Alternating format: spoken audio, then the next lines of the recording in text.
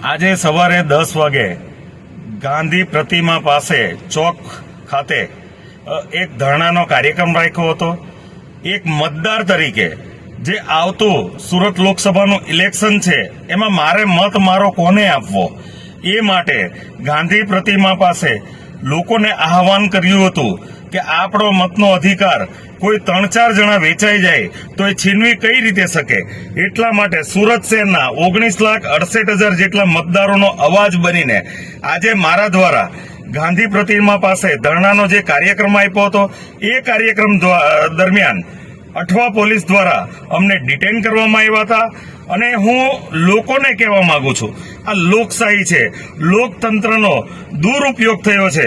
મારા મતનો અધિકાર કોઈ કઈ રીતે છીનવી શકે એ બાબતે હું સુરત શહેરના તમામ લોકોને કહેવા માંગુ છું કે તમે પોતે આ લડાઈમાં જોડાવ।